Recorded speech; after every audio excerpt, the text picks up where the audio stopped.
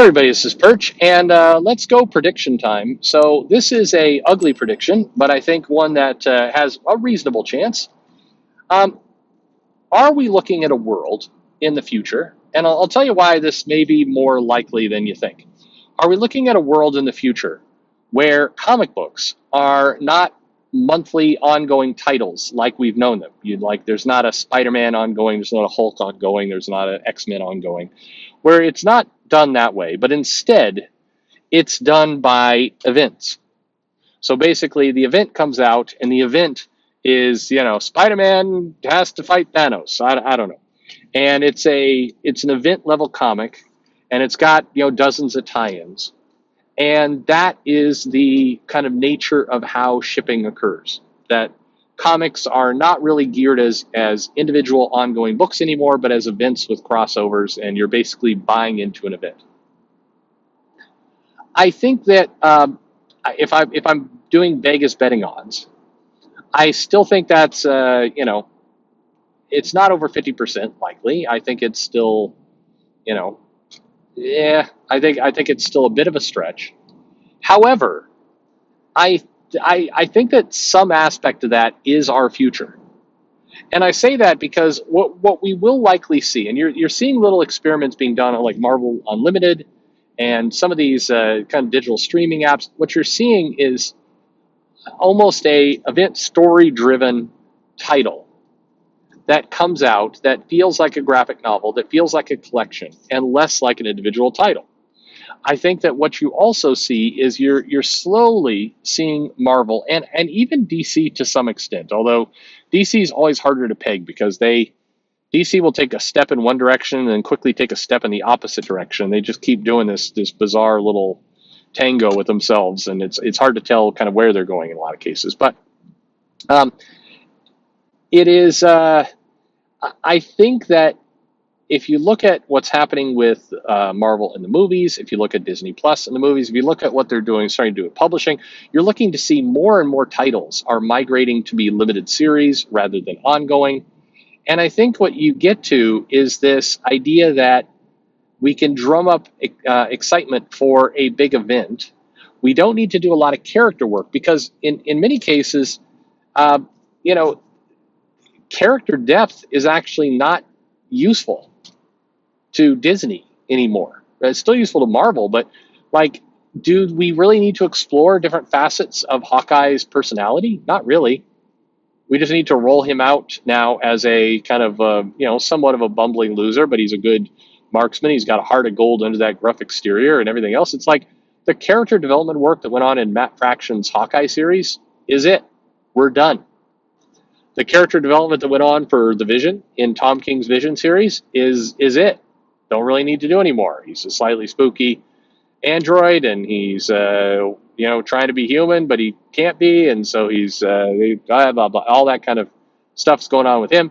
That's kind of the world we've been in. Frankly, we're headed to. I mean, they're doing honest. They did some honest character movement with the X-Men, but Jonathan Hickman is, and I would say, is one of the best writers that is in modern comics. I think he's definitely good at creating, character development and deep, rich kind of situations.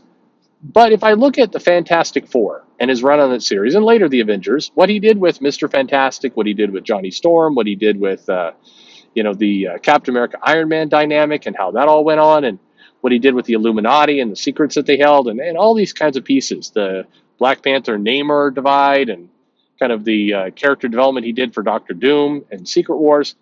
There's a lot of kind of rich diving into the character's personality. Now let's look at his work on X-Men. In X-Men, he created a bold, new, dramatic status quo where people don't die, and they're living on Krakoa, and they're they're distributing drugs, doing drugs too, all the rest. How much character development has been done, though? Take a look at Cyclops or Jean Grey. Have their characters changed at all? In many cases, one of the reasons why I think the fan theory that these are all clones of the X-Men, not the actual X-Men, is that many of the actual characters feel extremely one-dimensional. We picked an aspect of Beast's personality, and I know that's Ben Percy. That's not Jonathan Hickman. But you look at all the stuff with the X-Men, there's remarkably little character development. Where this really got hit home was with Storm. And the idea, like a lot of people in the X office, like, well, 2021, 2022 are going to be big years for Storm. She's going to take center stage, and it's about time she had a real, took the centerpiece, because she's one of the most amazing X-Men and everything else. But what has actually been done with Storm? She's the regent of the planet Araku, but where is this character development exactly? Anywhere? The Vita Ayala Marauders book got heavily praised for being a definitive Storm story, but if you read that, did anything really happen in that with Storm's personality? Did something new get revealed? Did we dive into a deep part of her personality? Did kind of her character gain new depth? Not really. She was going in to steal this sword for the Ten of Swords tournament that she didn't need to steal anyway. And, she talked with Suri for a while, stole a sword, had a brief bit around her claustrophobia, although maybe they didn't touch that. I don't remember now. But there wasn't any kind of new depth to her personality at all. It was pretty much utilizing the same notes. All this stuff with the X-Men line, again, and it's so striking because Jonathan Hickman, I think, is so good at this on a normal day. But by and large, these characters are all kind of one note. Given that, what is the need for an ongoing title anymore? Like, why? I mean, we don't need to develop more about the characters. We just need to roll them into situations and build some comics off that. Why are we bothering an ongoing series at all? For that matter, why are we doing any of these comics like this? Why don't we just call it Dawn of X or Reign of X now? And there's a Reign of X series, and you just have a bunch of random comics coming out. Like, here's a 3-part story, mostly involves Colossus's brother, and we'll call it Reign of X, Colossus's brother. I mean, we've kind of secretly, quietly slid into this place where kind of the ongoing books are becoming less relevant. I think the Amazing Spider-Man series by Nick Spencer has been heavy character development, and they've tried to do some things with that and everything. But mainly that's been kind of how redoing and erasing previous retcons has been the name of kind of his run. But by and large, and the exception proves the rule. I think Immortal Hulk has done some deep character work for sure. But if you're Disney, what is the value to you for something like the Immortal Hulk? Why bother with that title? Do you need it? I'm not sure you do.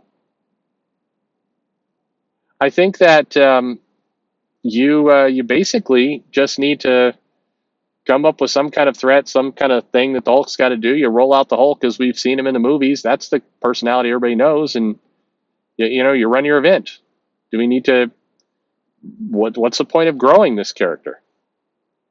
A depressing way of looking at it. I don't like anything I'm saying right now. I'm just saying it feels like we may have slid into that without necessarily realizing it, because I mean, hell, again, look at Avengers. Jason Aaron's doing that book.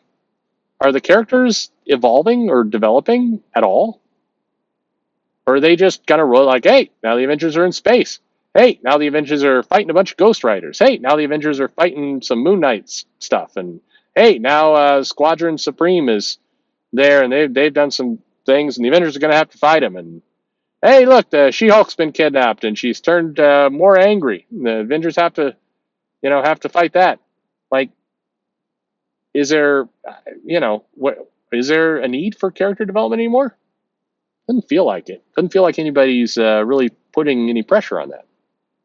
And so I come back to, I think this all kind of over time diminishes the need for individual titles from Disney's perspective, not from a customer reader perspective, by the way. I mean, this is just a nightmare as a reader. But if you're Disney, like, don't you start to wonder, if you're looking at the numbers, if you're looking at what's going to create the most bang for your buck, what's going to market your movies and your shows better, then I think you probably go, why don't we think about comics in this phase 1, phase 2, phase 3 kind of approach? Why don't we create these little events, do some comics around them, and we do it that way? Why are we Why the focus of getting Captain America up to issue 50? What's the point of that? Maybe none. Don't know. I hate it. I hate it all. But this is a prediction. This is a prediction I think may happen. What do you think? Crazy? Let me know in the comments below how insane this all sounds, because it does sound kind of insane, but it also sounds, ominously accurate. Let me know your thoughts, and thanks for listening.